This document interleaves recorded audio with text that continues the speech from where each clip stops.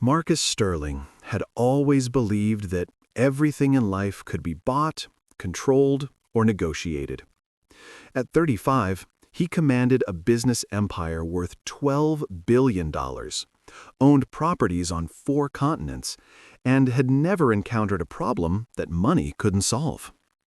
People bent to his will with the flash of his platinum card or the promise of a lucrative deal. Love, he had concluded long ago, was just another transaction waiting to happen. That philosophy had guided him through countless relationships with socialites, models, and ambitious women who saw dollar signs when they looked at him.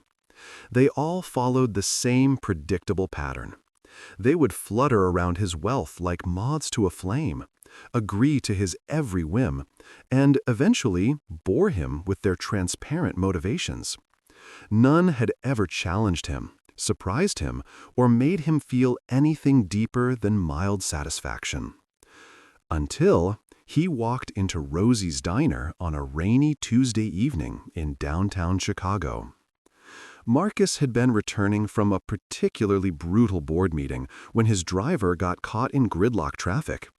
Impatient and hungry, he had dismissed the car and ducked into the first restaurant he could find. The fluorescent lighting was harsh, the vinyl booths were cracked, and the smell of grease hung heavy in the air. Everything about the place offended his refined sensibilities, yet something made him stay.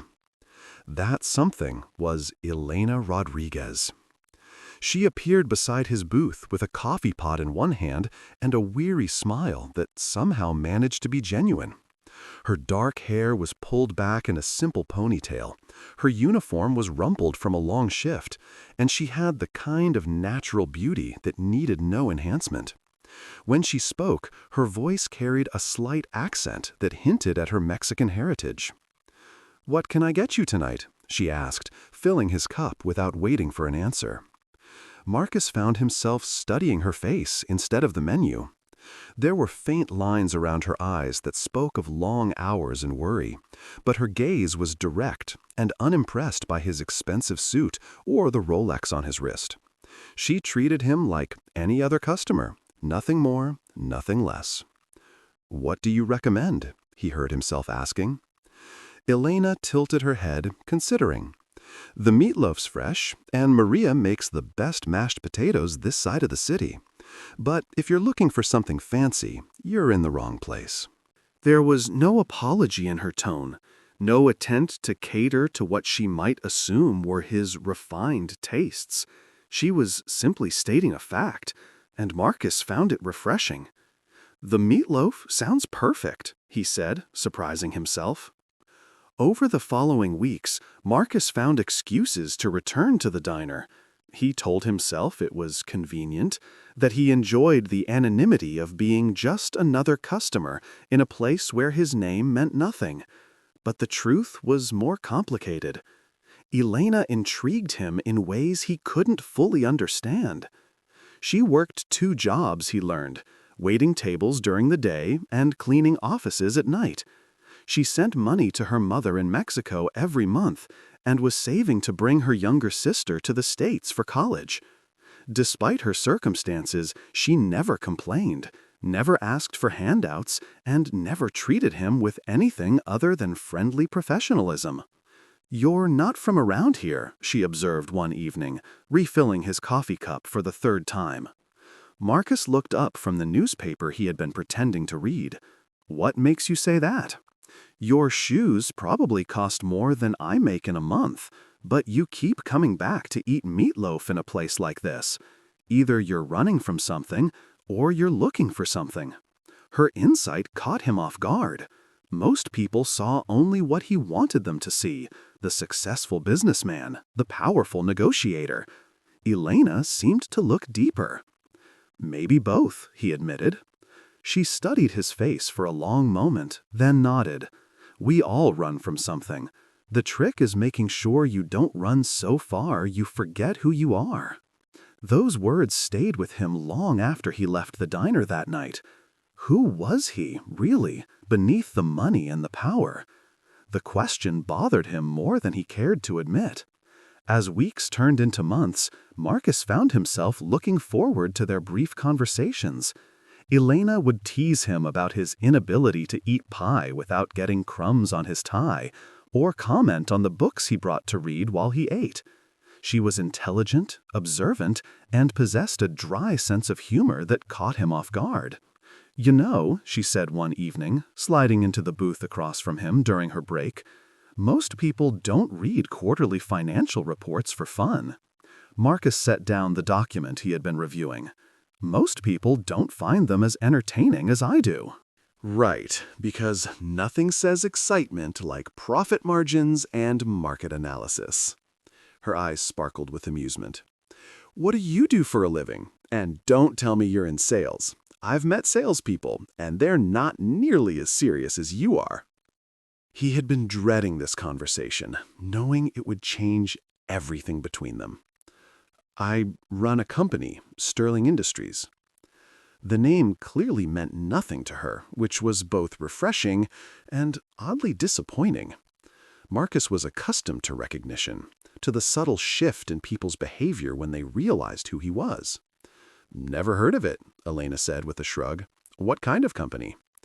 "We acquire other companies, improve their efficiency, and either integrate them into our portfolio or sell them for a profit." "So you buy businesses and fire people." The blunt assessment stung because it wasn't entirely wrong.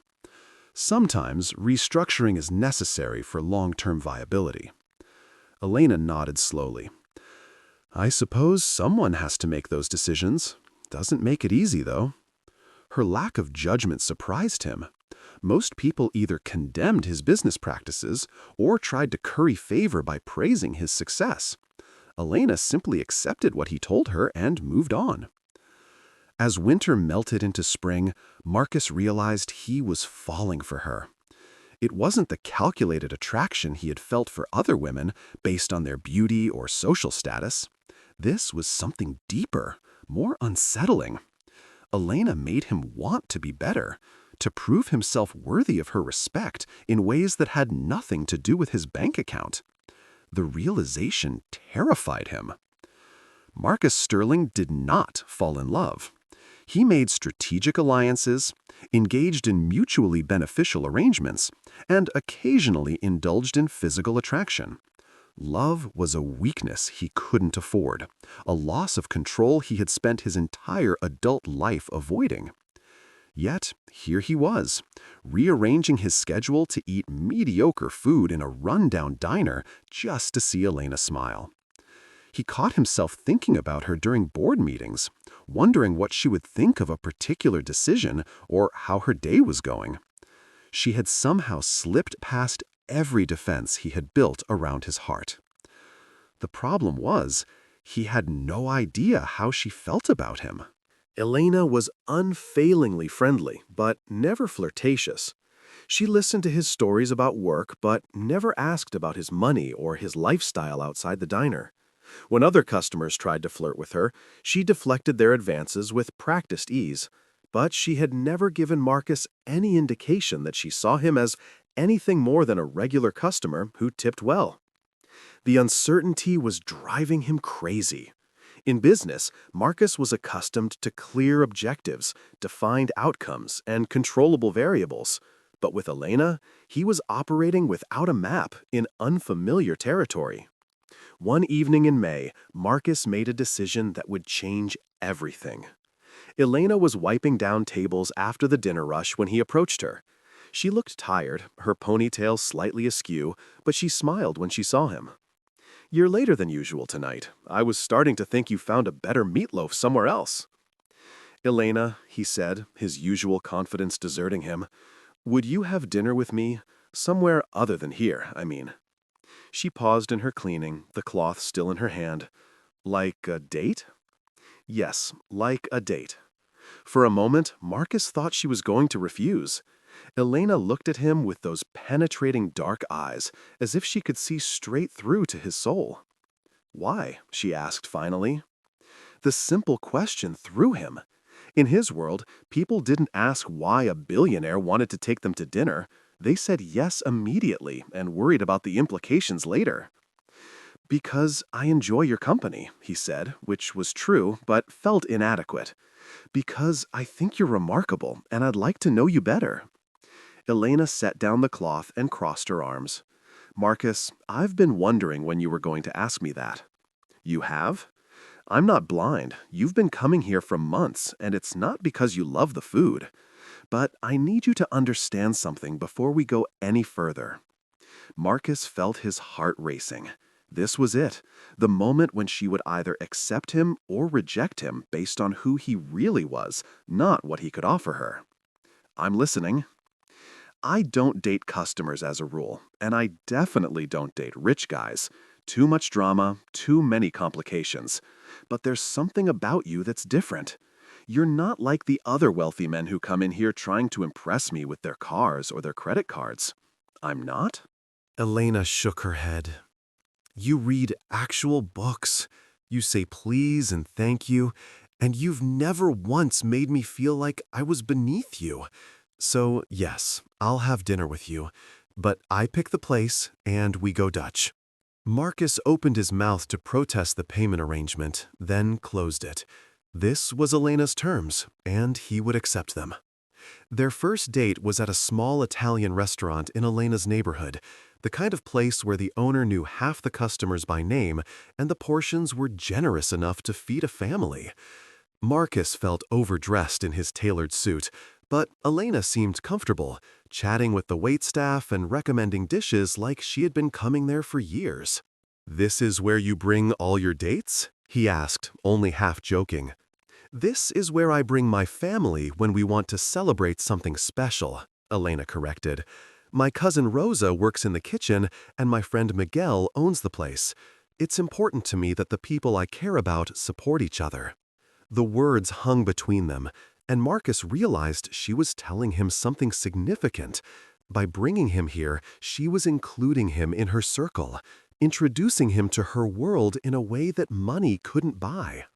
Over dinner, Elena told him about her life. She had come to the United States when she was 16, following her father who had found work in construction. Her mother had stayed in Mexico with Elena's younger siblings, and Elena had worked her way through community college while supporting the family. Her father had died in an accident 3 years earlier, leaving her as the primary breadwinner for her mother and sister back home. "I'm sorry," Marcus said, meaning it. His own father had been distant and demanding, but at least he had been alive. Elena shrugged. "He was a good man who worked hard for his family. I try to honor that by working hard too." "Is that why you haven't gone back to school, to finish your degree?" "Time and money," Elena said simply. "Maybe someday, when Carmen finishes college and Mom doesn't need my help anymore. But for now, this is my life, and I'm okay with it." Marcus found her acceptance of her circumstances both admirable and frustrating. With his resources, he could solve her financial problems with a single wire transfer. He could pay for her sister's education, bring her mother to the States, and give Elena the freedom to pursue any dream she wanted. The urge to fix everything for her was almost overwhelming. But something in her manner warned him that such offers wouldn't be welcome. Elena had made it clear that she valued independence and self-reliance.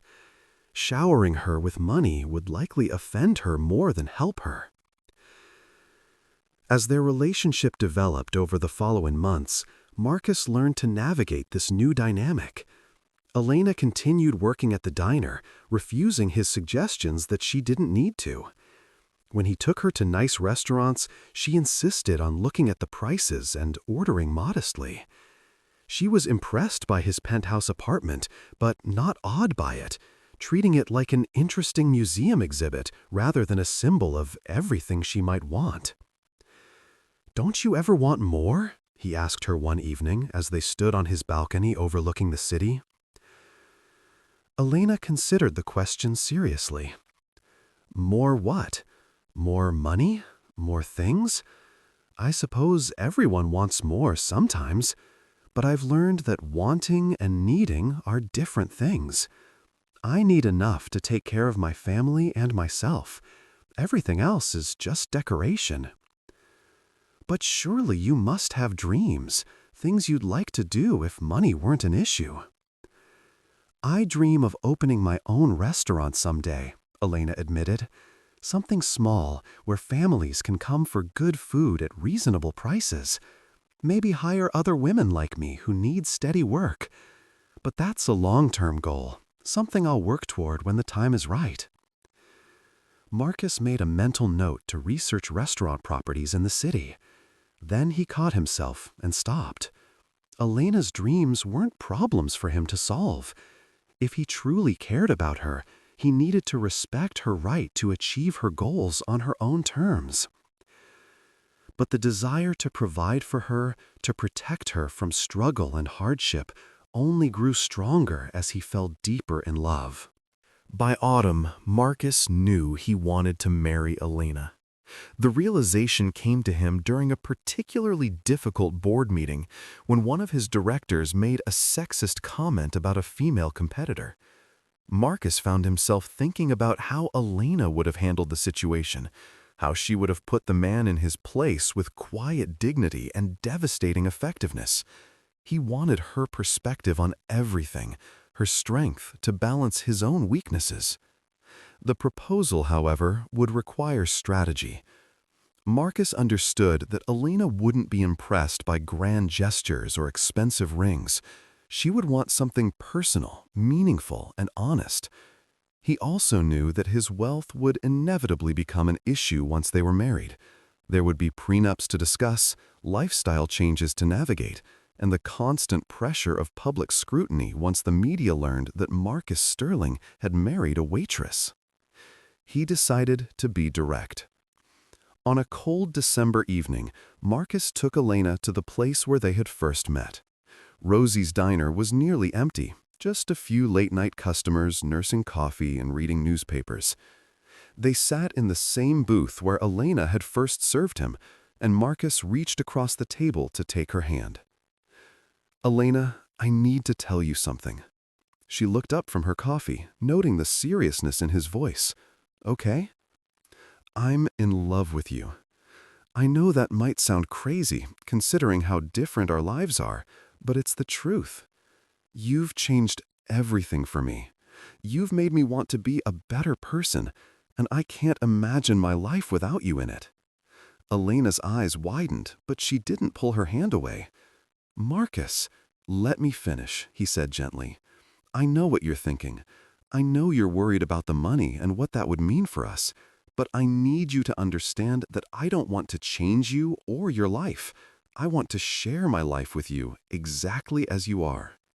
He reached into his jacket pocket and pulled out a small velvet box. "Elena Rodriguez, will you marry me?" The ring inside was beautiful, but not ostentatious, a classic solitaire diamond that caught the diner's fluorescent lights and threw tiny rainbows across the table. Marcus had chosen it carefully, rejecting the massive stones his jeweler had initially suggested in favor of something elegant and timeless. Elena stared at the ring for a long moment, then looked up at his face. "You're serious?" "Completely serious." "Marcus, you barely know me. We've been dating for 8 months, and half of that time I felt like I was dating a mystery man. I still don't really understand your world or what it would mean to be part of it." "Then let me show you," Marcus said. "Marry me, and we'll figure out the rest together." Elena closed the ring box and pushed it back toward him. Marcus felt his heart stop. "I can't give you an answer right now," she said. "This is too big, too important to decide on impulse. I need time to think." Marcus wanted to argue, to press his case and convince her immediately. But Elena's thoughtful nature was one of the things he loved about her. She didn't make rash decisions, and she wouldn't start now just because he was impatient. "How much time do you need?" "A week," Elena said. "Give me a week to think about what this would really mean." Those 7 days were the longest of Marcus's life. He threw himself into work, trying not to think about what he would do if Elena said no. He had never wanted anything as much as he wanted to marry her, and the possibility of rejection was almost unbearable. Elena called him on a Sunday morning, her voice calm but determined. "Can you come to the diner? I have an answer for you." Marcus arrived to find Elena waiting in their usual booth, still wearing her church clothes.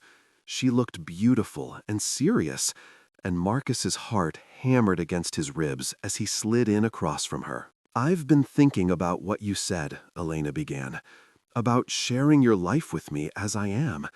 And I've been thinking about what that would really look like." Marcus held his breath. "The thing is, Marcus, I've been lying to you." "What?" Elena looked down at her hands, then back up at his face. "Not lying exactly, but not telling you the whole truth about who I am." Marcus felt the ground shifting beneath him. After months of believing he had found someone genuine and honest, was Elena about to reveal that she was like all the others after all? "What haven't you told me?" Elena took a deep breath. "My name isn't Elena Rodriguez. It's Elena Vasquez Rodriguez, and I have a master's degree in business administration from Northwestern." Marcus stared at her, confused. "I don't understand." "I graduated 3 years ago, summa cum laude. I had job offers from several major corporations, including 2 of your competitors. But when my father died, I made a choice to stay in the neighborhood and take care of my family instead of pursuing my career. But the diner, the second job, are real," Elena said quickly. "Everything I told you about supporting my mother and sister is true. But I'm not working those jobs because I don't have other options. I'm working them because I choose to put my family first." Marcus felt like he was seeing Elena clearly for the first time. The intelligence he had recognized, the way she could keep up with his business conversations, her insights into people and situations, it all made sense now. "Why didn't you tell me?" Elena's smile was rueful. "At first, because it didn't matter. You were just a customer who came in for meatloaf and conversation. Later, because I wanted to see who you really were. I wanted to know if you could fall in love with a waitress, not just the idea of rescuing someone you thought needed saving." The accusation stung because there was truth in it. Marcus had been attracted to the idea of himself as Elena's protector, the successful man who could lift her out of poverty and struggle. He had never considered that she might not need or want rescuing. "And now?" he asked. "Now I know that you love me for who I am, not what you think I represent. And I love you too, Marcus. Not your money or your power, but the man who reads financial reports in diners and tips waitresses 30% because he knows they work hard for their money." Elena reached across the table and picked up the ring box he had left there a week earlier. "So yes, I'll marry you. But I have conditions." Marcus felt relief and joy flooding through him, but Elena's serious expression kept him focused. "Name them." "First, I want to sign a prenup that protects your assets. I'm not marrying you for your money, and I want that legally documented." Marcus started to object, but Elena held up a hand. "Second, I want to continue working until my sister finishes college. I know you don't understand why that's important to me, but I need you to respect it." "Elena." "And third, I want us to be equal partners in this marriage. Not you taking care of me, not me trying to fit into your world, but both of us creating something new together." Marcus looked at the woman across from him, seeing her clearly, perhaps for the first time. Elena wasn't the simple waitress he had fallen in love with, but she wasn't a gold digger either. She was something far more complex and challenging than either of those stereotypes. She was an equal. "I accept your conditions," he said, "all of them." Elena smiled and slipped the ring onto her finger. It fit perfectly. They were married 6 months later in a small ceremony that reflected both of their personalities. Elena's family flew in from Mexico, and Marcus's business associates mingled with waitresses and construction workers in the community center where Elena had volunteered for years. The reception featured both a string quartet and a mariachi band, and the food was catered by Miguel's restaurant. Marcus watched his new wife dance with her uncle, her face radiant with joy, and felt a contentment he had never experienced before. This was what he had been searching for without even knowing it, not control or conquest, but partnership and genuine connection. After their honeymoon in Elena's family home in Mexico, where Marcus learned to make tortillas and was thoroughly defeated at dominoes by Elena's 70-year-old grandmother, they returned to Chicago to begin their married life. The media attention was intense but brief. A few tabloids ran stories about the billionaire and his waitress bride, but Elena's dignity and intelligence quickly became apparent to anyone who met her. She handled interviews with grace, deflected intrusive questions with humor, and made it clear that she was nobody's charity case or trophy wife. Marcus found himself constantly surprised by his wife. Elena had opinions about his business decisions and wasn't afraid to voice them. She questioned acquisitions that would result in significant layoffs and suggested alternatives that might preserve jobs while still achieving profitability. Her insights, informed by her MBA and her real-world experience with working-class struggles, often proved valuable. "You're not just smart," he told her one evening after she had talked him out of a particularly ruthless restructuring plan. "You're wise." Elena looked up from the financial reports she had been reviewing.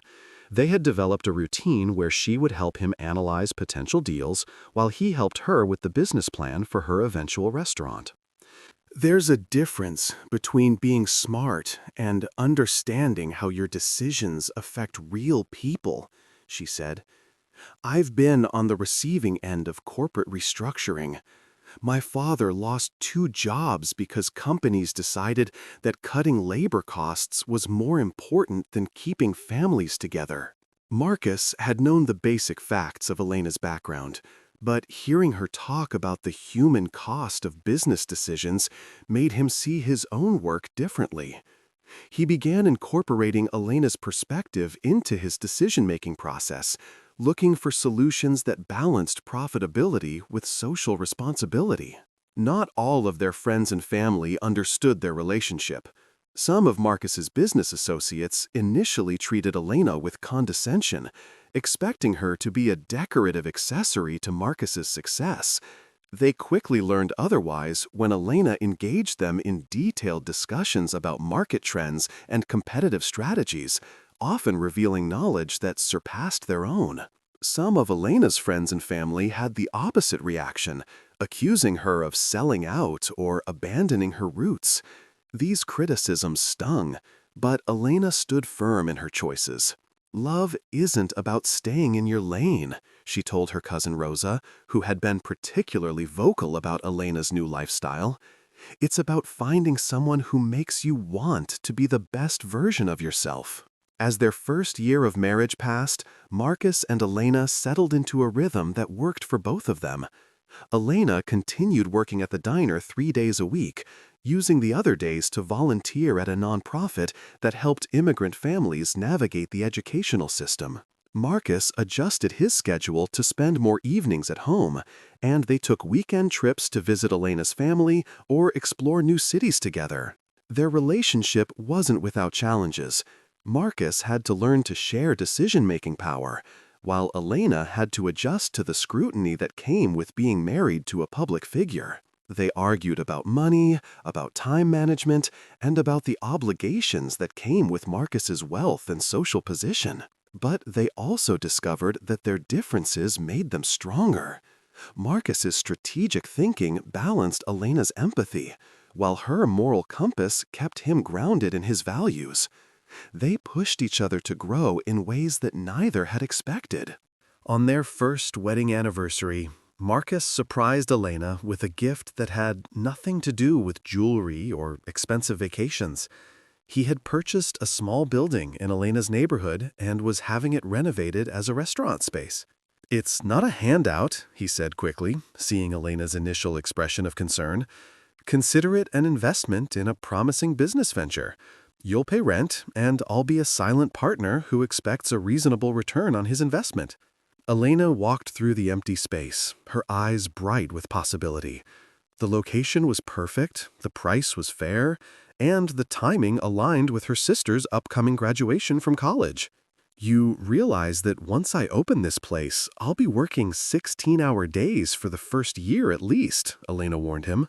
"I wouldn't expect anything less from you," Marcus replied, "and I'll be right there helping you, if you'll let me."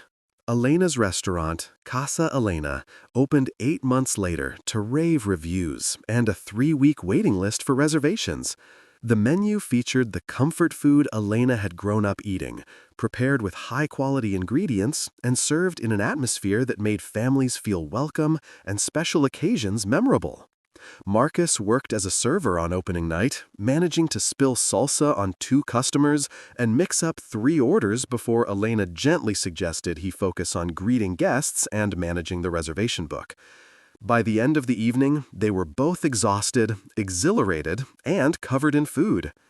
"So," Marcus said, as they sat in their empty restaurant at midnight, sharing a bottle of champagne and leftover flan, "was this what you dreamed it would be?"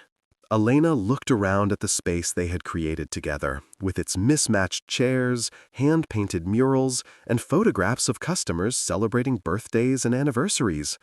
It was nothing like the sterile perfection of the restaurants Marcus usually frequented, and it was exactly what she had always envisioned. "Better," she said, "because I never dreamed I'd have someone to share it with." 5 years into their marriage, Marcus Sterling looked back on his life before Elena with a mixture of amazement and regret. He had thought he was successful then, measuring his worth in quarterly profits and market dominance. Now he understood that success meant something entirely different. Success was Elena's hand in his as they walked through their neighborhood, stopping to chat with customers from the restaurant and neighbors who had become friends. Success was the scholarship fund they had established for immigrant students, funded by a percentage of Casa Elena's profits and Sterling Industries' earnings. Success was the look of pride in Elena's mother's eyes when she visited from Mexico and saw the life her daughter had built. Most of all, success was the knowledge that he had found someone who loved him not despite his flaws, but because of his willingness to acknowledge them and work to become better. "Do you ever regret it?" Marcus asked Elena one evening as they sat on their balcony, now filled with plants that Elena tended and chairs comfortable enough for long conversations. "Regret what?" "Marrying me. Taking on all the complications that come with my world?" Elena set down her book and looked at him with the same direct gaze that had caught his attention in a rundown diner years earlier. "Do you regret learning that money can't buy the things that matter most?" Marcus reached for her hand, still amazed that this remarkable woman had chosen to share her life with him. "Never."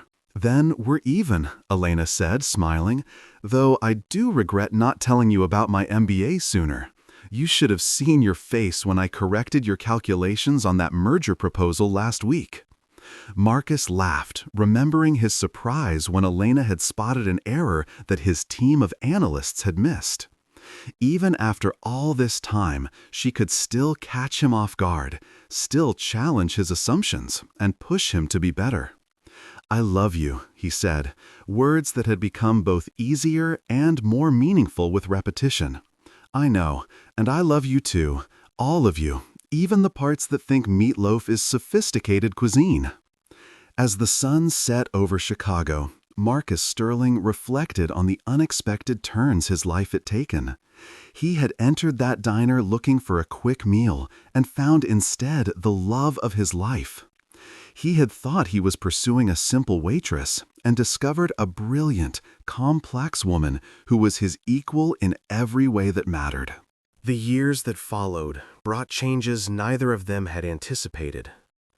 Elena's restaurant became so successful that she opened a second location, This one focused on catering to corporate events with a mission to hire single mothers and recent immigrants.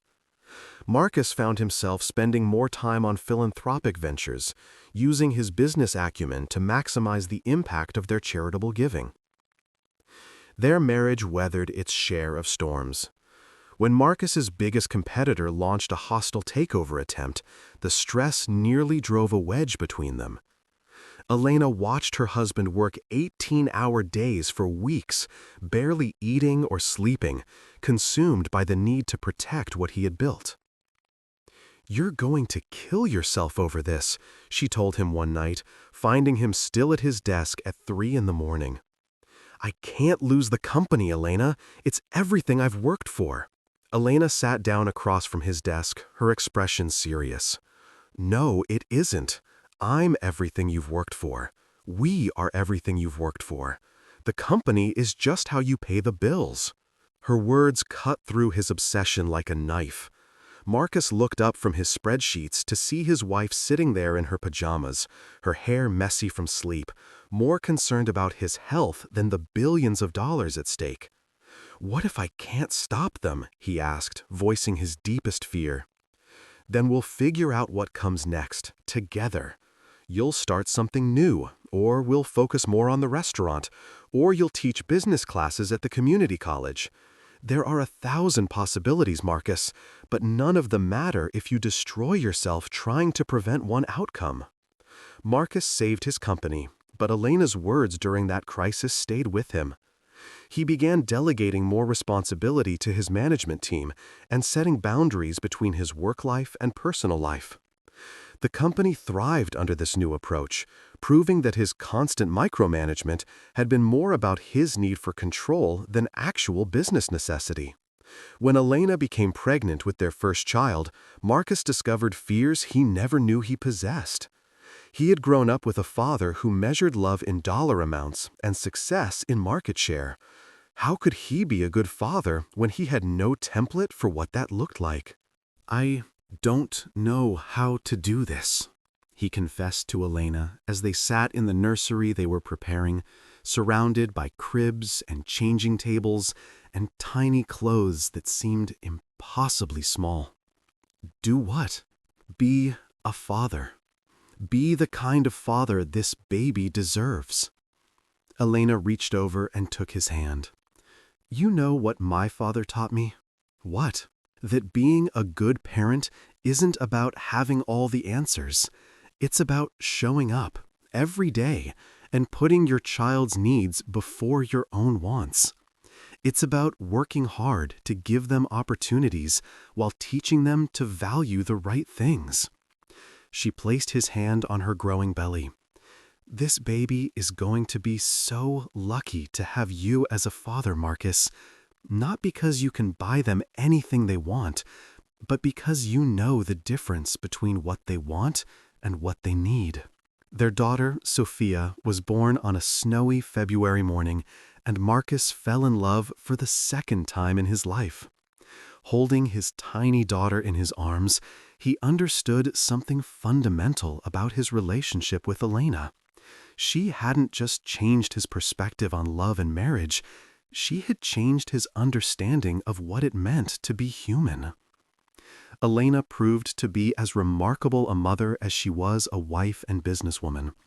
She managed to run her restaurants, care for Sophia, and support Marcus through his ongoing transformation from ruthless businessman to thoughtful leader. Watching her balance all these responsibilities with grace and humor made Marcus love her even more. "How do you do it?" he asked her one evening as she nursed Sophia while reviewing the quarterly reports for Casa Elena. "Do what?" "Everything. Be an amazing mother, run 2 successful businesses, put up with me, and still have energy to help at the literacy center on weekends?" Elena looked up from the baby and smiled. "I don't do everything well all the time. Some days I burn dinner and forget to return phone calls and wonder if Sophia would be better off with a mother who wasn't trying to juggle so many things. But then I remember that I want her to grow up seeing that women can do anything they set their minds to. even if it means some days are messier than others. When Sophia was 2 years old, Elena surprised Marcus with news that would test their partnership in ways they hadn't expected. "I've been offered a position," she said over breakfast one morning. "What kind of position?" "The mayor wants me to head up the city's economic development department, focus on supporting small businesses and immigrant entrepreneurs." Marcus felt his first instinct kick in, the desire to analyze and control and manage the situation. The salary would be a fraction of what Elena made from her restaurants. The hours would be long and the work politically challenging.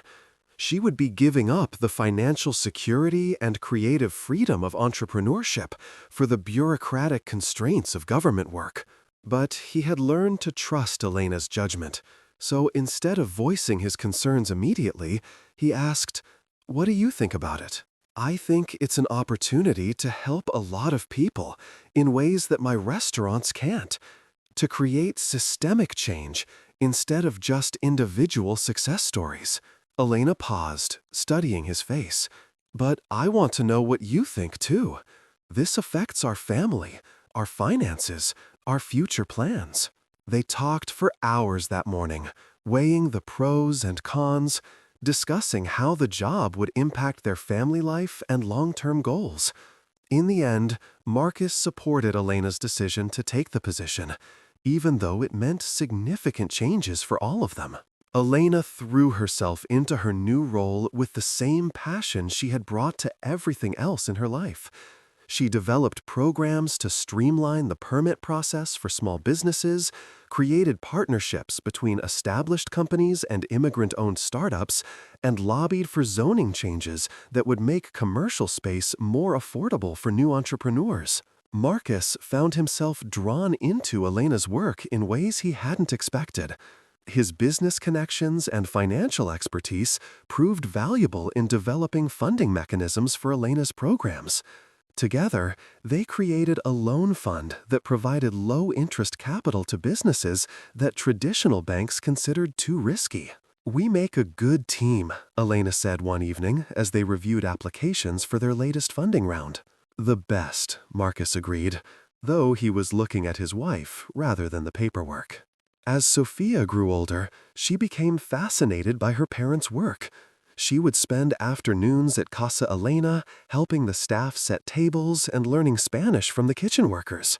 She attended ribbon-cutting ceremonies for new businesses and charity events where Marcus and Elena were honored for their community contributions. "Mama, why do some people have lots of money and some people have just a little?" Sophia asked one day as they drove through different neighborhoods on their way to visit Elena's mother. Elena and Marcus exchanged glances. They had known this conversation would come eventually, but that didn't make it easier. "That's a complicated question, mija," Elena said. "Sometimes it's because people work different kinds of jobs that pay different amounts. Sometimes it's because they had different opportunities growing up. And sometimes it's just luck, good or bad." "Is Daddy rich because he's smarter than other people?" Marcus answered this one. "No, sweetheart. I'm not smarter than your mother or your teachers or a lot of other people. I had some advantages that helped me succeed, like a good education and family money to start my business. And I made some good decisions, but I also got lucky in ways that other people haven't. So why don't you give your money to people who need it more?" Elena smiled at her daughter's direct logic. "We do give away a lot of our money, remember?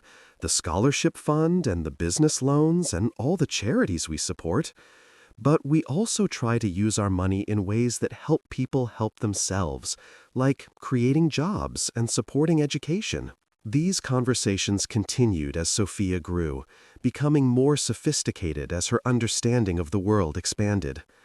Marcus and Elena were determined to raise a daughter who understood both privilege and responsibility, who saw wealth as a tool for creating positive change rather than a scorecard for measuring worth.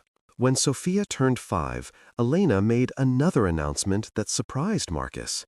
"I want to have another baby," she said one evening as they walked through their neighborhood after dinner. Marcus stopped walking. "Another baby? Sophia needs a sibling, and I'm not getting any younger. Plus, I think we're pretty good at this parenting thing." Marcus looked at his wife, still beautiful at 34, still capable of surprising him after 8 years of marriage. "Are you sure? Between your job and the restaurants and Sophia, you're already juggling so much." "I'm sure, but only if you are. I won't do this without your full support."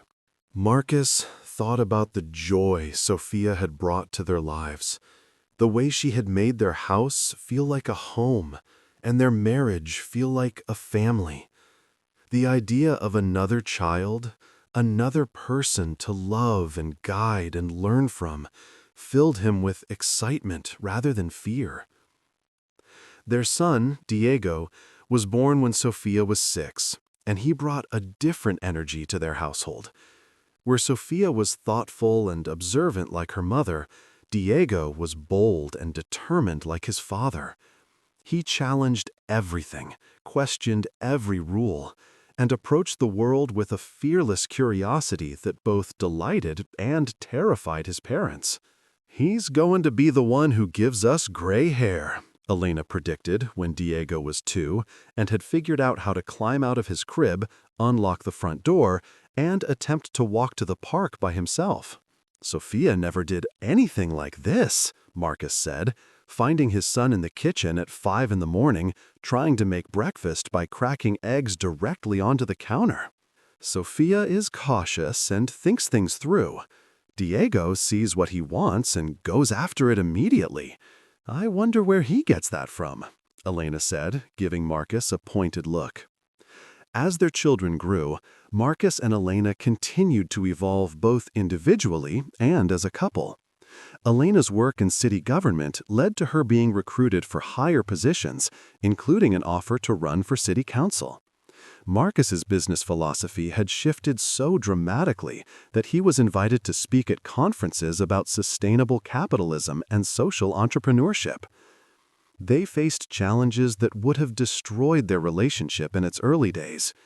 Diego was diagnosed with learning disabilities that required intensive educational support. Elena's mother became ill and needed full-time care.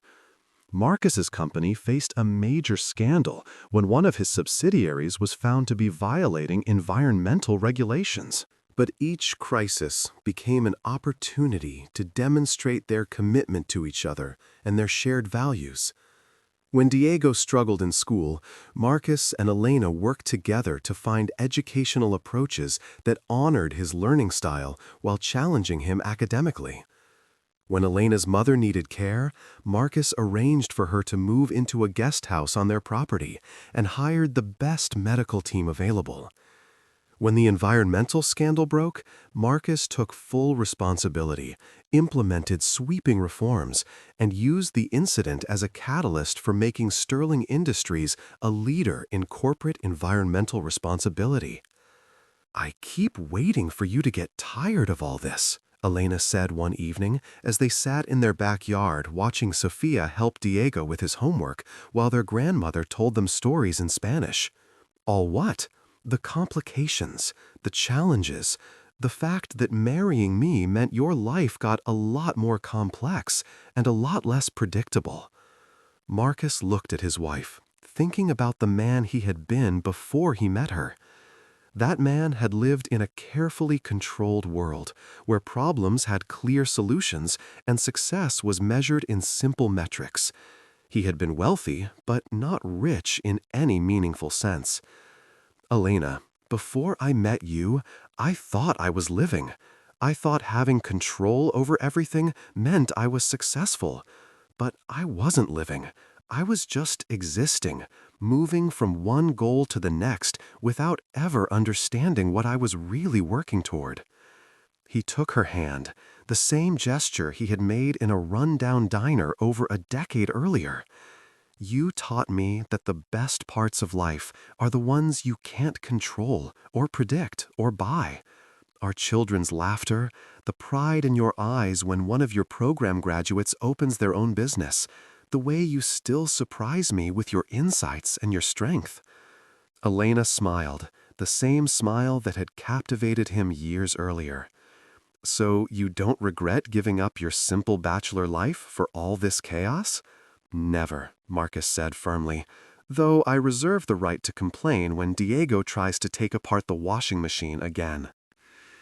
As they sat together in the gathering dusk, surrounded by the sounds of their family and the life they had built together, Marcus Sterling reflected on the journey that had brought him to this moment. He had started as a man who believed that money could solve any problem and control any outcome. He had learned instead that the most valuable things in life, love and family and purpose and genuine happiness, were the ones that couldn't be bought or controlled at all.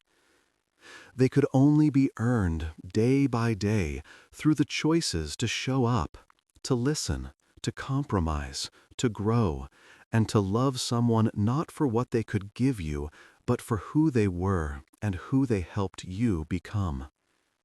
The billionaire who had once thought he had everything had discovered that he had actually had nothing, and the waitress who had seemed to have so little had given him everything that truly mattered. Most importantly, he had learned that the best things in life, love, respect, partnership, and genuine happiness, couldn't be bought, controlled, or negotiated. They could only be earned, nurtured, and shared with someone willing to build something beautiful together. The billionaire who had once believed he could have anything he wanted had discovered something far more valuable than wealth or power. He had found someone who saw past his money to the man beneath, someone who challenged him to be worthy of her love every single day. And in the end, that made him richer than he had ever imagined possible.